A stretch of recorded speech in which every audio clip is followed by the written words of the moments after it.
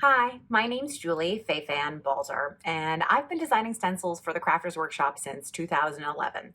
So I put together a series of videos sharing some of my very favorite stencil techniques. I hope you enjoy them, and I hope you'll check out my stencils.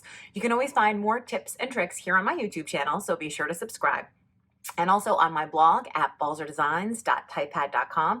And you can subscribe to my weekly newsletter as well. It's free. It hits your inbox every Friday with a dose of inspiration and a lot of information about the online classes that I teach.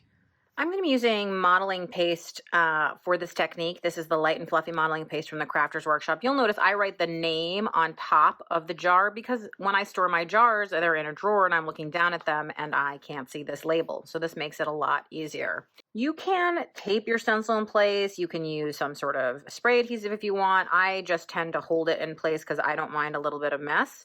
But I'm going to take a generous amount of modeling paste or molding paste onto my palette knife and I'm going to scrape it down just as if I were frosting a cake. And you'll notice I'm working on a piece of scrap paper because if I go over the edges, I just want to be able to toss the piece of paper away. You could also work on top of a surface that was, quick to clean up like a glass mat or something like that.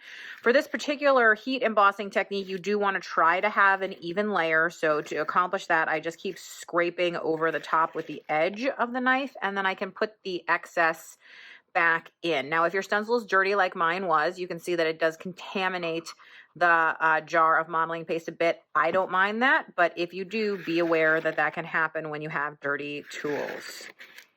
Okay, one trick is you don't want to scrape too far down so that you end up scraping all of the modeling paste off because you want it to be there and be dimensional. Once you feel that it's covered, then you can go ahead and remove the stencil. If you want to clean your stencil with a baby wipe, you certainly can, or run it in the sink, or as long as there's nothing dimensional on it, you can just leave it alone and not clean it. So now I'm going to bring in a piece of scrap paper. Again, this is a piece of jelly paper. And I'm going to go ahead and use some embossing powder. This happens to be distress embossing powder, but you could use any embossing powder that you wanted. And I'm going to sprinkle it over, and the embossing powder will stick to where there is moisture or wetness. So you'll notice I didn't coat the whole thing because I actually want to use 2 colors of embossing powder. So I'm going to shake off the excess here, tap my tag lightly, and you can see that the embossing powder is sticking to some of the places that are wet. And I'm going to return what I can back into my distress jar. Then I'm going to bring the tag back, and this time using a contrasting color. This is Embossing Antiquities Rust. I'm going to be a little more generous with my pour because it shouldn't stick anywhere that there's already that blue powder, but I do want it to stick to the places that there isn't anything. And of course, since I know I can return everything to the jar, nothing is wasted. I did, however, use the lighter color first, just in case there was a little bit of contamination when I pour it back in. So now comes the really fun part, which is the heating. So I'm going to heat it gently.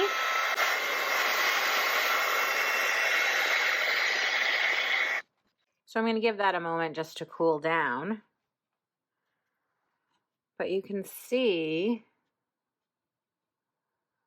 the kind of cool, dimensional look that you get from the embossing powder being on top of modeling paste instead of just on top of ink where it's normally flat. So now I have these areas that are completely solid but dimensional, and it just looks so cool. You can see all those little grains from the 2 different colors of embossing powder. Super cool. And now here's an example of using the same stencil, but in the larger 12 by 12 version, using the exact same technique, except this time I'm using gold modeling paste.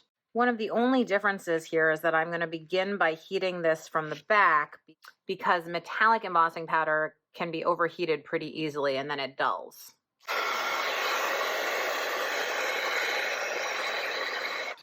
So check out my dimensional blingy